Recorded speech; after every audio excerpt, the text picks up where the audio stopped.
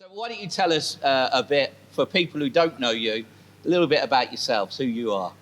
Well, like I said, it's Andrew and Gail. I've been part of Reach since 1996. It wasn't Reach then, obviously, 1996. We've been married 18 years this last week. Well, you had to work for a round of applause. Yeah, we've got 7 children between us and 13 grandchildren. That's a busy Christmas, isn't it? Very busy. Busy and pricey. So tell us, maybe Gail, a bit about when you first heard about the community grocers and we were exploring what that might look like as a church. How did you guys feel about it? What were your kind of reactions?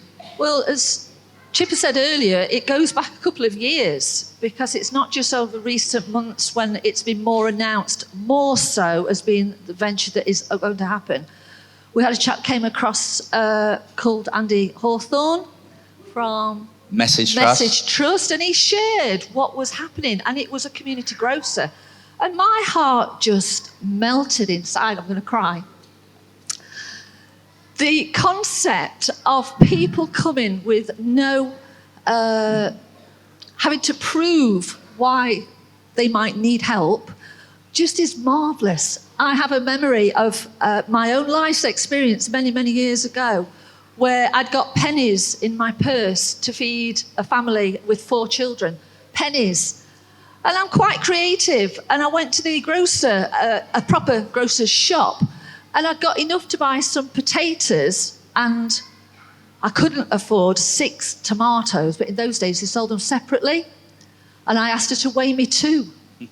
And I knew I could make a meal with a bit of cheese I'd got left and an onion I'd got left to make a meal. Now, I was already a Christian. I was already a part of a loving family of church members, and they did actually provide my community grocery and support me as a family. Once I was brave enough and less proud to admit that we were in dire straits as a family. And this, for me, when Andy Hawthorne shared it, my heart just leapt to think, do you know what first struck my mind? I like stacking shelves. I can do that. I do. It was no other thing about how we're going to finance it, how is it going to work, how we're going to get people to run it and volunteer. It's just thought, I can do that bit that I know I can do. And my heart just leapt for it. We didn't talk about this until on our way home in the car. And I just mentioned, what do you reckon? And what did you say? Yeah, I believe God spoke to us both at that point when Andy Hawthorne was here, and he said, this is something definitely for you. For me, my heart for this is for people who are just managing. Yeah. You know, you're working your butt off all week, 2 jobs maybe, and you come at the end of the week and there's still not enough. You just can't make it pay. And some people are really, really struggling at the moment. I was with somebody on Thursday as part of my work, and she was having to move out of her house because she couldn't make it pay. She was working 2 jobs. She was having to go and live in a caravan. And through her smiles talking to me, I could see she was broken and she was in pain. And I just thought, people are really struggling. People on fixed incomes really can't make it pay. And I don't know where you are with what God's put on your heart to give today. But my prayer is it gets doubled. Yeah. I know I shouldn't ask that, should I? I shouldn't ask that. But we're family, right? We're family. And this is something to show the love of Jesus to this city here and the people who are really struggling. And there are some people who are really struggling. Amen. Excellent. We've just sung a song, and I've written the words down.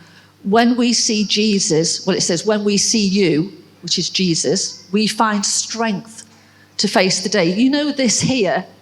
Do you know whether it be a man or a woman that comes to a community grocer, that will give them strength to face the day, because they got up that morning and thought, we don't know how we're going to live for the rest of the week. But if they know there is a welcome from people that can just accept them, give them a smile. Sometimes it's a smile and a welcome and a shake the hand, and we're just doing our bit for that. But through that, if they can see the love of Jesus, this is more than an act of kindness. God tells us to be kind to each other, to be loving to each other. This is a practical way of doing it.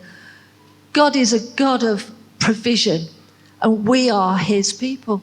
If you've not got hundreds and thousands of pounds, that's not your burden to carry. If you've got a little, then you are contributing to it. So no one here is to feel guilty this morning at all. We are doing this offering because we want to give freely, we want to give joyfully. Our hearts can do that because God's already touched our hearts 2 years ago. We emailed in that same day to say, yeah, we're interested. And we've waited all this time. When we was told it might not happen, we thought, flipping heck.